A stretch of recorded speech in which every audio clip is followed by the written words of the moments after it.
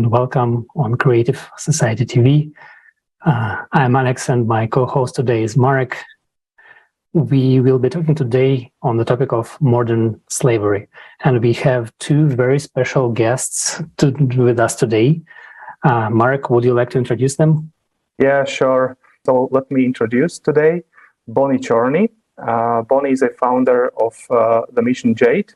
And since 2018, they have been helping restoring freedom to boys and young men all over the world by building the first foundation in Guatemala. So welcome, Bonnie. Thank you for having me. Great. It's an honor to have you here. Our next dear guest is Phil Brewer. So Phil is a specialist advisor on human slavery at Human Trafficking Foundation and a former London police officer. Welcome, Phil. Hello, everyone, and thanks for having me. Thank you. On our platform today, we would like to provide a field for discussion to go deeper into the topic and try finding the ways out of this phenomenon that we've got in our modern society. Yes, and we both we had you both on the interviews on the platform, and both of you said that modern human slavery exists because it is a profitable business, right? And sadly, this is true. And why is it? Because in our consumer society, profit is king. Human life is not a value at all. And we may think that normal laws of the free economy theory will apply here as well, and that by lowering or eliminating the demand, we will destroy the suppliers. But are we living in a free economy? Aren't we being manipulated by constant and aggressive advertisement of everything? Isn't our demand artificially created? And I think that even if we boycott all the products where slave or child labor was used, we will not solve the problem, because we will not be solving the root cause of the problem itself. And for how long has this problem existed? How many years individuals and organizations have been voicing their concerns about it, fighting against it? But has it been at least partially solved? Let's take an example of coffee. If we all decided to stop drinking coffee, what would happen is that millions of people involved in this field will become unnecessary. Why I'm saying unnecessary? It's because maybe you've heard also Yuval Noah Harari talking about this during the World Economic Forum. He said that previously people of, for example, a conquered country could be used as slaves, but now people that are no longer employed, they would just become useless. And there are a lot of people like you who are dedicating their lives to improving the situation. But do you see that the importance of unification of everyone involved in this field, and not only everyone, to solve this problem once and for all? How do you see it? Bonnie, can you please start with you? The unification of all to end child labor exploitation, I think it would drastically rely on the consumer. There will probably always be some form of a trafficker or an individual looking to exploit another human, an adult or a child, to have more profit gain from that item that they're trying to sell. But when it stops is when the consumerism takes those precaution measures to see where their products are being made and who is making their products, just as people do it for organic products. But when it stops with the consumer, then there will not be such a heavy demand for cheap items and cheap labor, and there will not be any money going towards that trafficker who is using children to exploit it. And I hope this is okay to say, but you can take the chocolate company who makes and they're number one of exploiting children for palm oil, and they're really profitable, and they're very successful, and they're cheap. You can get the for like $1, and there's a reason for that. So whenever the consumerism slows down, then we'll be able to actually approach reducing child labor on a more drastic scale of millions to millions instead of a couple tens here to 1,000s here. Mm-hmm. Can I also ask here, because where Alexei, I think, was heading is that under normal circumstances, when, let's say, there's equal demand and offer, right, this would work. But do you think we can see, for example, the advertisement for other products, from each corner all day long on TV and everywhere? Do you think this is do you think that this has got any impact on lowering the consumption of these products? Like advertisement awareness? Yeah.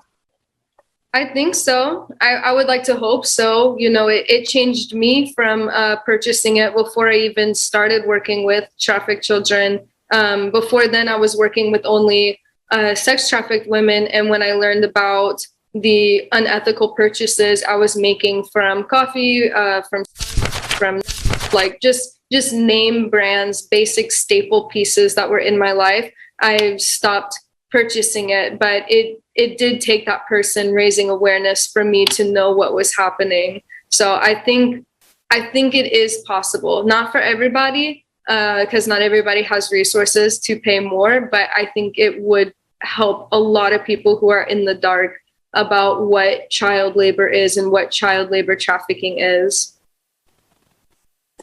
Mm-hmm. And Phil, do you agree with this, that, let's say, rising awareness can eliminate human trafficking and misuse of child labor?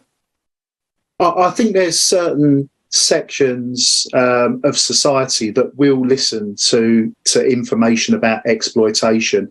I think, unfortunately, there's also elements of society that are consciously ignorant in terms of recognising that exploitation may happen, whether it's where they get their nails done or where they get their car washed, but actually because they're getting a good price and it's cheap, that actually will sort of almost put to the back of their minds the fact that behind that may be some sort of level of exploitation. And I think that's the real challenge. We have these conversations, and there are people that will change their lifestyles. Bonnie's explains when she found out about exploitation, she boycotted certain companies or changed her certain part of her lifestyle. And everyone has the power and the ability to do that. But there will always be some people that will put a good deal over the suffering of individuals that lie behind those cheap products. And that can be a real challenge, no matter how much education or awareness that we involve ourselves in, and it's really down to that peer pressure and actually looking at how we remove that exploitation from supply chains to actually really make a difference.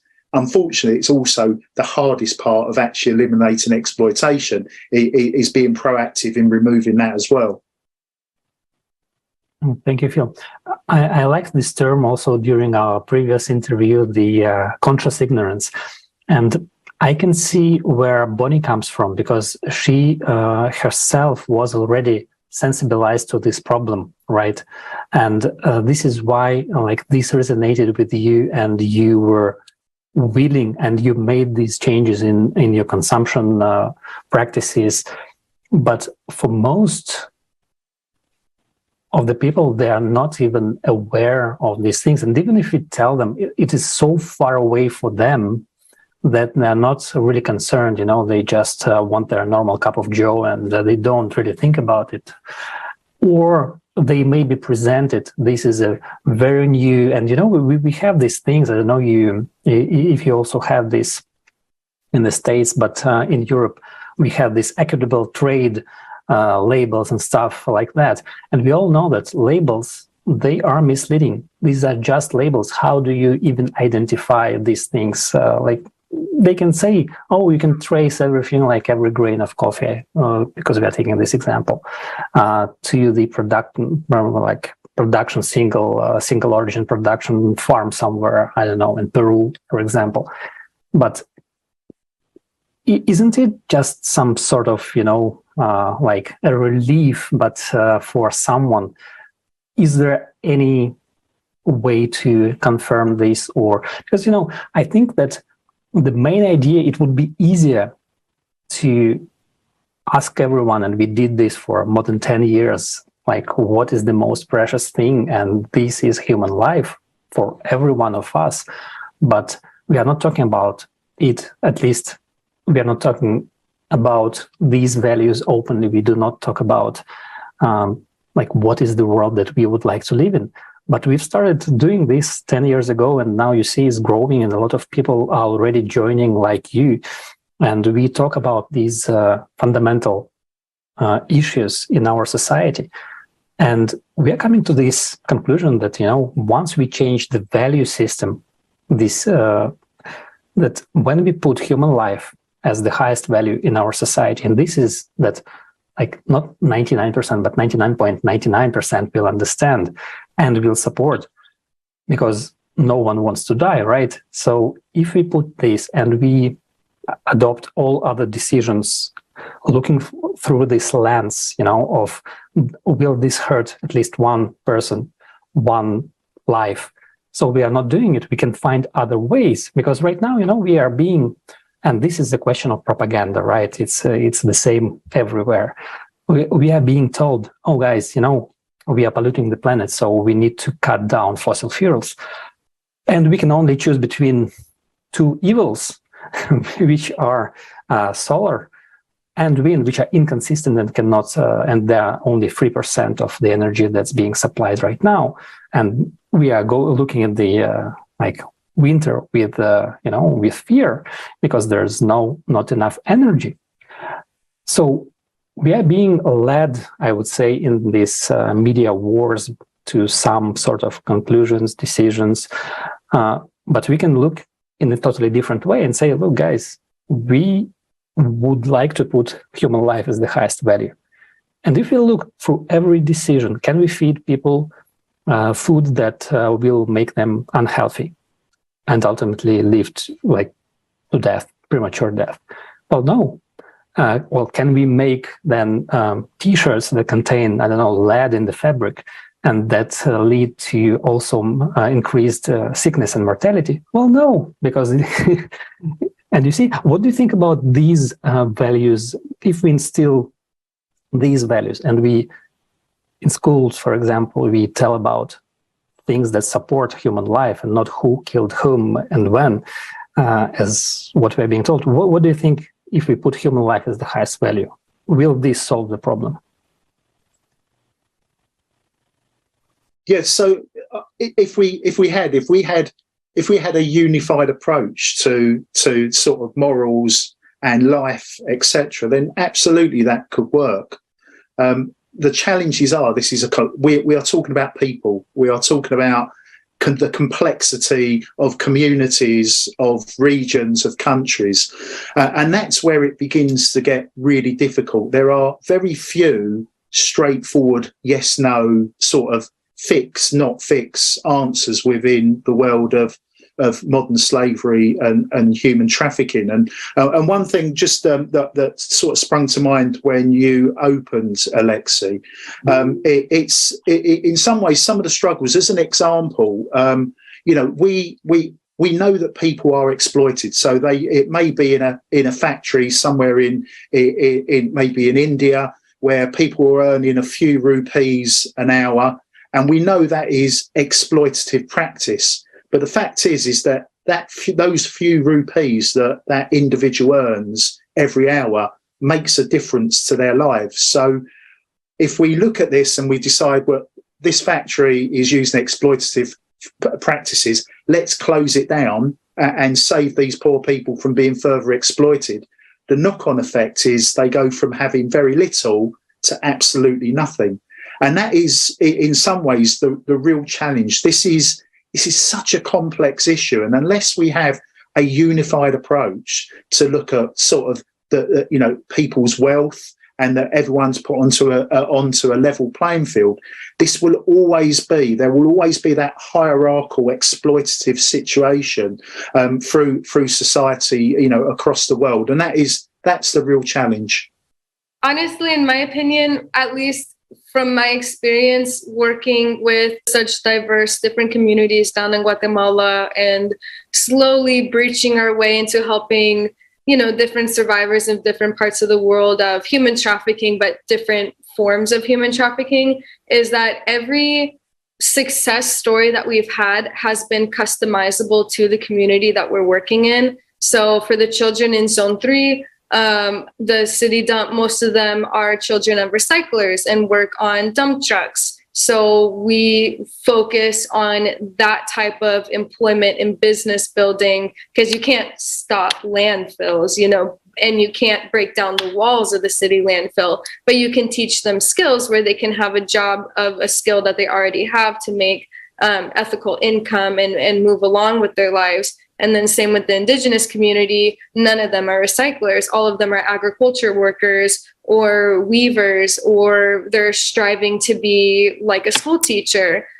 So we take the community, no matter how small the town is. I should even say we take the child that we're working with and figure out their strengths and their weaknesses and try and build them up a life where they are no longer vulnerable to labor trafficking or whatever form of human trafficking we're trying to help them from. So as human trafficking eradication should be on a global scale, ideally, but in reality, you have to take that victim, that individual, and give them a life where they're no longer vulnerable. So it's more like a domino effect, because when you help one child, they're strong enough now to help their peers or to at least educate maybe their parents. And it's kind of like a trickle down effect. So we work much more intimately, and that way we don't have to go back and clean up a mess, because if you don't take that time to strengthen the individual fully,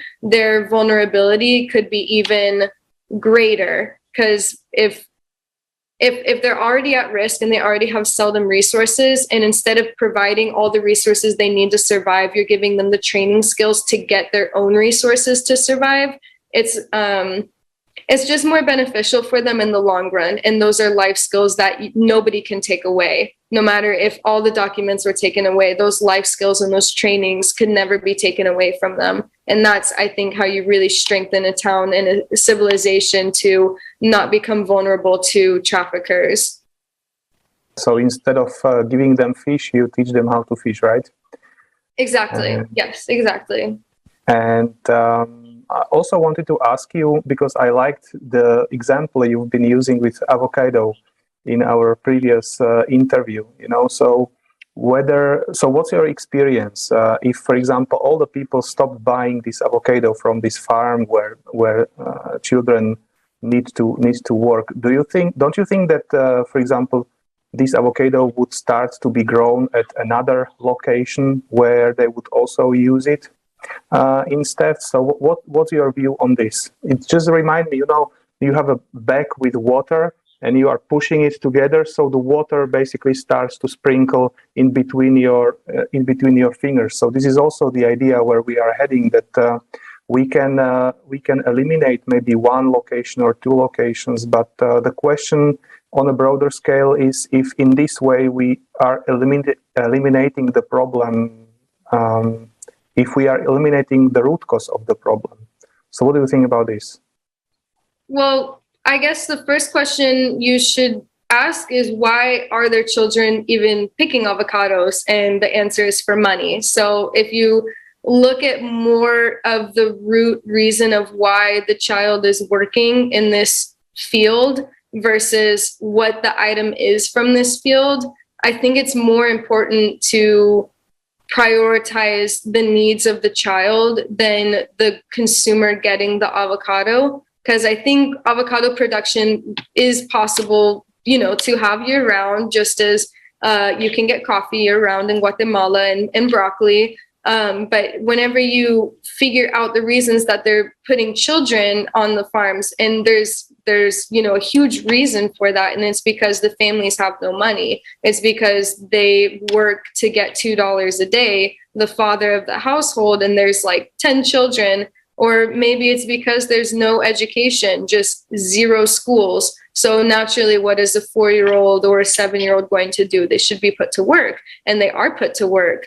And that is more of the problem than it is of an individual going to a grocery store and picking an avocado of a mass production that was picked from the hands of a child. Because if there's zero opportunities, but a huge need for the child to work, then we have to supplement that fill. So if the child needs education, we should build more schools. If the child needs money, we should have ethical ways of teaching them trade skills, or at least a mentorship program where they can work ethically and not be victimized to working without getting paid.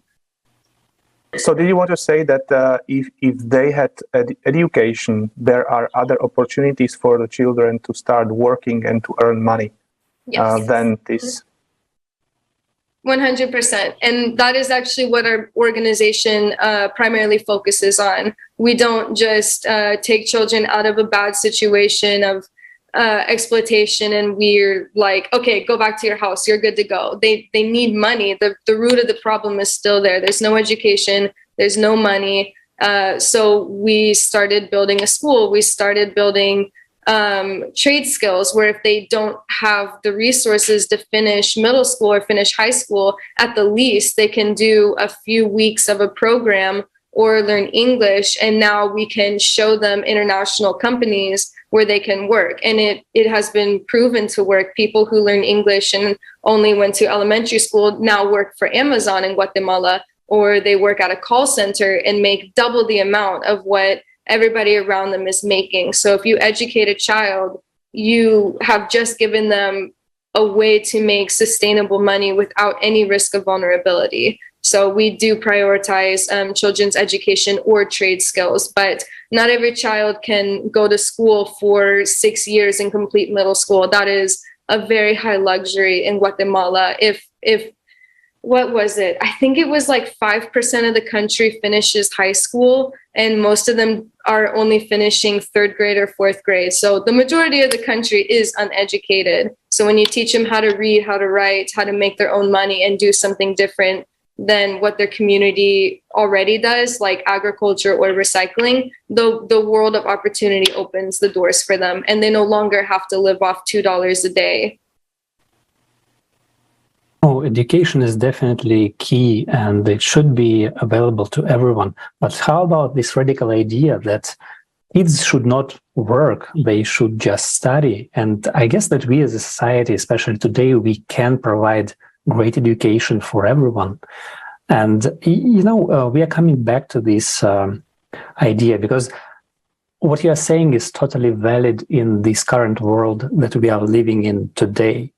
And if we look at the possibilities of transforming it so that kids don't have to work, because they're kids, of course, education is great, and it's great that once they're educated, they can work for international companies and earn much more, several times more. But it's still kids who are working. And I think that as a society today, we are spending billions and a lot of billions, 635 billions per year on fighting the CO2 problem. Do you think this will be enough to give these kids a great life, or we are spending trillions on going to other planets that are already dead? Why not look in this direction that we as a society are mismanaging even the wealth that we are having today, and this wealth is being built more and more by kids like you are helping, the ones that you are helping, because when they work for Amazon, it's great, but this guy is the richest guy in the world, right? Jeff Bezos. Why is he the richest guy in the world? Because he has kids working for several bucks an hour, and he can margin the things that he is selling to everyone else, like thousands percent, several thousands of percent. Phil, do you think that we can implement these things like the value of human life, the value like free education and stuff like that in the political systems of our countries? Because this is where it all starts, because we will not be able also to exploit kids in other countries when we have this written in our own constitution. Can we do this?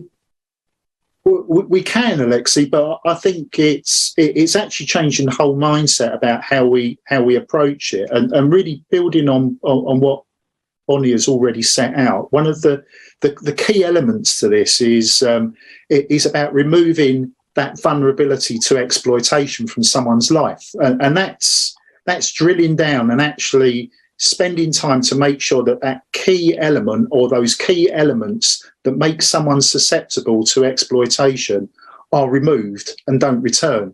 And unfortunately, we quite often go down the quick fix route. So, and that is quite often a criminal justice route in terms of prosecuting traffickers, putting them in prison for a specific amount of time. But what we don't do is address the vulnerability that is still wrapped around that victim of exploitation.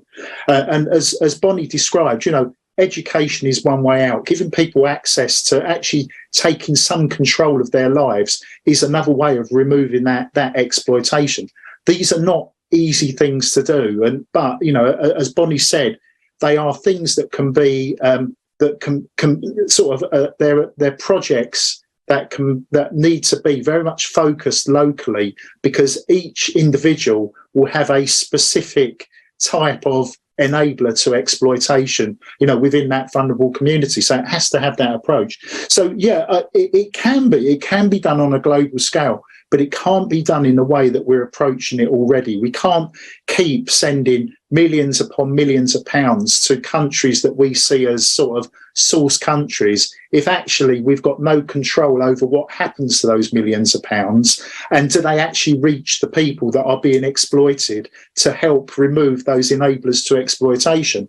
And so this is where the whole system can be a real challenge in terms of addressing those issues. And in some ways, where there is an added layer of complexity is that many people live in normalised, exploitative sort of lifestyles through no fault of their own, but that is just the way it has played out. So actually for sort of me from the UK, from a privileged background, approaching someone and saying, oh, you're being exploited, it's terrible, the likelihood is they're just going to look at me and go, can you please just leave me alone? I'm quite happy with with my life, because they know no different. So, it's multi-pronged in terms of that approach, but I don't think sort of a criminal justice route or looking at sort of targeting exploiters is always the way. It's that example that Bonnie has described in terms of the projects that she's been involved in, and actually drilling down and looking at how can we long term remove those enablers to exploitation so that someone doesn't find themselves constantly being exploited based on the fact that they're destitute, the community that they're back from, the actual sort of ethnicity in terms of their ethnic group, because they are the people that have traditionally been targeted. So it is a real challenge. It is possible, but it really does. It just needs a whole sort of change in mindset and approach. Can I also ask, how far back are we tracking these activities in history? Well, I think it's. I think it's a really good sort of point to raise, actually, because we've almost segregated what happened in sort of the 16th, 17th, 18th centuries in terms of slavery and sort of actually that overpaying for individuals to set them to work for next to nothing, and what we now describe as human trafficking or modern slavery, because the elements are still the same. It's still that control and coercion. It's the fact is that we're far more covert about how it happens now than we were, but this is, you know, this has happened for centuries. If you go back through history, there will be exploited sort of communities, individuals throughout life who have found themselves in positions where they've been removed from their country, moved from their region, or exploited by people, you know, more affluent people who are in far more control in terms of running countries, you know, far more privileged positions. So it's, when you strip everything away, it's, the elements are still the same. It's just the approach has changed. And you know, even when we look at what we describe as modern slavery and human trafficking, as we approach or we target one element of exploitation, our exploiters are very, very quick and adept at changing their processes to avoid detection or to ensure that actually exploitation can continue without sort of the focus of law enforcement or society in general when they're pointing the finger and questioning whether what's happening is ethical or not. And also an additional question, do you see any improvement in the last years, let's say, in terms of drastically lowering the number of exploited people? I smile. I only smile because it's one of those questions. I would say, from my own experience, if you asked me 10 years ago what human trafficking was, I would not have had a clue. Absolutely not had a clue. You know, from a UK perspective, we had a number of laws that dealt with human trafficking, modern slavery offences, but that attracted very minimal sentences or were wrapped up within immigration legislation as well. And you know, certainly from a UK perspective, over the last 8-9 years, there's certainly been a greater focus. I think if you stop someone in the street now, a member of the public, and ask them what they thought human trafficking or modern slavery was, but they would probably be able to give you some idea of what it means to them. Where I would say 8-9 years ago, people would just look at you blankly and not have a clue. So I think awareness has changed. One of the real challenges is because it is a hidden crime when it comes to statistics and measuring whether or not the situation has improved or not. I think it's really difficult to measure.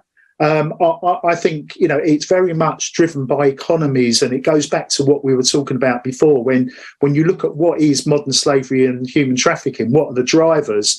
It is purely sort of from a financial, you know, it's a money-making business, whether it is saving money through exploiting someone or making money through exploiting someone. So, you know, whether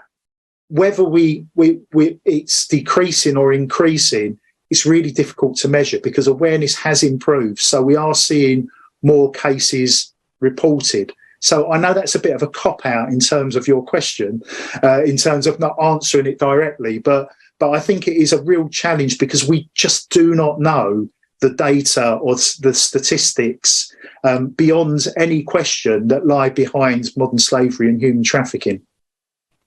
Yeah, why have I been asking these two questions?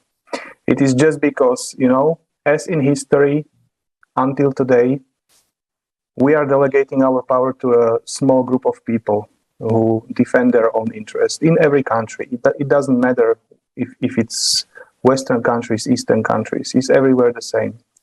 And we can see that, you know, the scissors go away, richer getting richer, rich getting richer, poor getting poorer. And there are billions of people who literally fight for their life, you know? And do you think that without making the change of the system, do you think we can do something with it effectively? Bonnie, did you want to go first? Because I'm conscious I've been talking a lot. Yeah. Oh, no, you're fine. You're brilliant. I think it will still be an individual's choice to help such an intense crime. I would love to put my hopes in the country's government to take on their own personal problems with human trafficking, but it just doesn't happen. And even if the identification of victims does increase, the shelters and the refugees and the programs that are actually in place to handle situations of human trafficking are usually very segregated. Like if you are a shelter that helps LGBTQ community, maybe you only help youth, maybe you only help adults. If you're a shelter that only helps women, you probably don't help girls. So even the places that are already existing are not capable to take in all the types of victims that exist. And one thing that I noticed is that a lot of places that are helping victims can't take in immigrants, even if they have been trafficked. So now you have only trafficked victims that are local and citizens, which is a pretty small number when you look at the mass scale. So I think it will probably always be on the shoulders of a humanitarian or an international worker or a religious group. I guess you could throw those in the group too, but somebody who has a passion for it, where they can take on such a problem. Because I think if the country's governments wanted to actually help this type of crime, because they benefit from cheap labor too, you know, their economy gets boosted when they don't have to pay their legal workers a living wage. So I don't know whose shoulders it will fall on to eradicate this type of crime, but I definitely have my hopes for the humanitarian workers to provide the most and the best resources for victims of human trafficking. And I'd very much support wholeheartedly what Bonnie says, and I think from a government perspective, and again I apologise, I'm being quite centred around the UK, but with the introduction of the Modern Slavery Act, which was seen as groundbreaking in 2015, there was a real drive in terms of ensuring that the different facets of law enforcement, civil society, academia, local government all work together for a common purpose of supporting victims, identifying suspects, and ensuring that that modern slavery was eradicated. But as we know, governments change, focus changes. This is expensive. Looking after vulnerable people, giving them sort of a sense of worth, ensuring that actually they can recuperate and move on without the risk of exploitation is expensive business. And as a result of that, it all, what actually seemed quite attractive at the time when you're looking for votes, and and there's a reason behind that from a government perspective, all of a sudden quite quickly changes to become less attractive because there's other things that the government want to focus on, but actually caring for modern slavery victims with a narrative that that one size doesn't fit all, which means that actually sometimes the finger's pointed about an abuse of a system as well. It quite quickly results in a change of government approach to whether or not they are fully signed up to tackling human trafficking and modern slavery. Yes. Thank you, guys.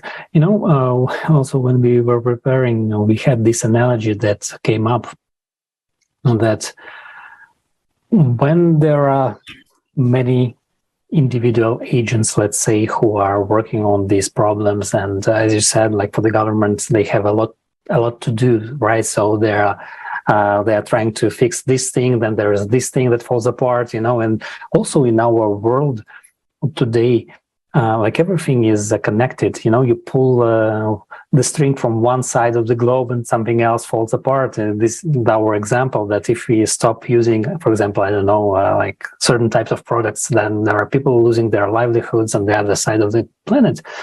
And we had this analogy that came up, when you have this panel house kit, that you need to assemble. And you cannot do it one by one, right? You need to do it all in once. And you need to have all the people, like all the village should come in and pick the panels and put them straight up, and then the house stands, and this is why we need this holistic approach at the planetary level. And this will solve many problems, if not all of the problems, if we, understand that the problem is not human trafficking or people who use child like products used with made with child labor. But the problem is the format of society where we allowed this to happen, right? It is because we were told that this is the way we live, this is how the things should be. But everything that surrounds us is made by us, people, everything. It's not the government that made your computer or mine. It is people like you and I, we are those who are doing these tables, chairs and stuff. So we know how to do things. It's just that we are doing them right now for someone to become richer. But we can also decide that everyone can become richer as a society. We can become this wonderful society where people will care about each other. And this starts with the value of human life. And this is what we've been talking about. So this is why trying to fix, the problems one by one, or maybe in complex, but still not everything. We will be still living in this format where we value profits over human life. So this is where we all what we are trying to say everywhere, that we need to change the format to from consumer to creative format of society. Creative, not that we will all be singing and drawing pictures, but creative and constructive society, the one that we are building a better future for everyone. And this starts with having these talks as we are having today, acknowledging the problems that we have, and understanding that just trying to fix these things or that things will not be possible before we understand that this is the format. The format should go. We don't have to break anything. It's not about making a revolution, it's about making an evolution, this evolutionary step of understanding, acknowledging that we had our problems in the past and moving forward. So what you would like to see in this world, let's say this world that where we are solving these problems and we are going forward, what would you like to see in this world? Bonnie, we can start with you. I would like to see more people ready to reduce their consumerism on products and be more willing to donate to humanitarian aid.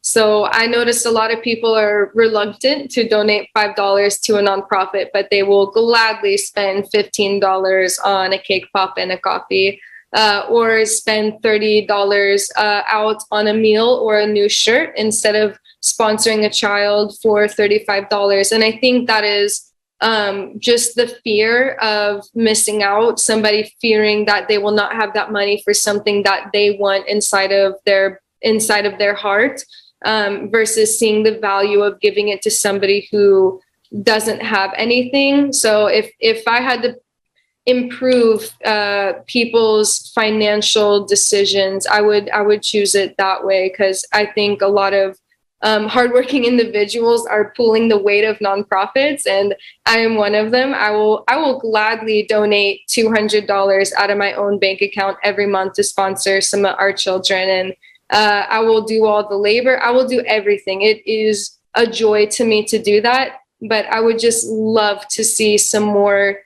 adults who are willing to, sacrifice that $10 or that extra, $100 here and there throughout the year just to help some other people in need and still feel satisfied. I don't want them to do it out of guilt or, feeling so horrible for another child. I want them to do it because they have a heart for and a compassion for other people who don't have as much as them. And so that sacrifice feels good. And I would love to see that. It makes me excited thinking about it. I love when people are willing to do that. They're like the light of the earth, Thank you. Phil? Yeah, I'm glad Bonnie went first on that one, because I will follow the theme, and I totally agree. I think in some ways it's very easy when you don't have that direct contact with someone who is in an exploitative situation. It's very easy to put it at the back of your mind and think that actually it doesn't impact on me. It's not an issue for me. But it's actually, all around you, if you look, you will see that there are people in exploitative situations. And even if you do no more than just show some interest, have a chat with someone, even if it's someone who's sort of like just 5 minutes of having a chat with someone that's sort of sat on their sleeping bag under a railway arch, and just having that conversation, understanding the person behind them, it builds in that understanding of humanity. It actually impacts to people, not people that you don't know, that people that you speak to, just people like you and I, and it's almost it's reinvigorating that humanity and humility, and the reason I say that's so important from a law enforcement point of view, and what we class as professionals, so people working for local government who have responsibility for looking after children, etc., they are under significant pressure.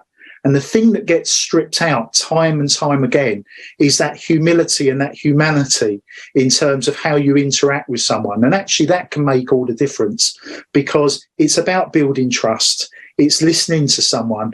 It's recognising how you personally can make a difference, no matter how small. You're not 100% reliant on governments to take the lead in terms of tackling this as an issue. There are things that you can change within your own life, whether it is from consumer, if it's just being more aware of the community around you, and actually just investing. If you can't invest money, investing a bit of time into listening to someone and thinking about how you can help them, going back to what I said before about removing those enablers to exploitation. And I think, it demonstrates that you can make changes that can have a real significant impact on other people's lives that might not necessarily cost you a fortune. It might just require you to change the way you live your life. It's things that are more than capable in terms of doing that will make a difference. Thank you. And one point that we haven't mentioned today is the unity. And this is very important. It's like, you have got this brown movement where everything is moving on its own in its direction. And at the end effect, as a mass is moving nowhere, is staying at one point. Whereas if the entire mass would unite and would, as we call it, pull in one direction, then the whole mass of people can move somewhere. And this is the idea behind Creative Society, is to provide a platform for uniting people with these wonderful activities that Bonnie does, which come from heart and can be felt. This is just wonderful what you do, with all of this knowledge that you feel, for example, bring. There are, I don't want to overrun, but there are millions of people, doing this, of which you might not know. And imagine that a million of people with this aim come together and start acting. This is a force that that can move the earth forward, right? And so this is something which is, I think, very important. And this is why we are doing all of this, providing the platform for uniting, letting, as Phil said, people chat, etc. Right? And so, what we would also appreciate is if you shared this idea, because only together, because we are separated to countries, to religions, to social statuses, to anything. But in fact, we are all people, and we will just want to be happy. We just want to live happy, and we can really do it if we unite. If we unite everyone in his position, in his place, with his knowledge. If we unite, we can really make this change. So I'm really grateful that we have had this wonderful conversation today. And maybe if you would like to say something to the end to our viewers, we would much appreciate it. Well, to all the viewers, don't doubt yourself. You can be the change. I told myself I was going to change the world of what labor trafficking looks like. I was going to help victims and find the most unserviced population, and I managed to do it. I work with slums, indigenous communities, boys and minors, and immigrants. So I believed in myself and I can do it, and you should believe in yourself and you can do it. Yeah, I mean, this is just from our conversation, you understand, I think everyone will understand how complex an issue this is. And there are so many different factors that result in someone being exploited or finding themselves in an exploitative situation. But my message is really, again, stealing almost from Bonnie yet again, it is, that there are small things that you can do as an individual that will have a knock-on effect. If everyone does just a small thing, that can result in great change. And we all have the power to do that, no matter what our position or status is in the world. We have that power just by making small tweaks to our lives, just showing some interest, providing yourself with better understanding. You can absolutely make a difference. Well, thank you very much, guys. And it all boils down to start with yourself and be the change you want to see. So this is a great piece of advice. And if everyone does it, we will change the world, because we are all, the society is made from each and every one of us, from individuals, and together we can make this change happen. Thanks again for being with us and for sharing your understandings, your knowledge. It was a really great pleasure seeing you again, and I hope to see you back again.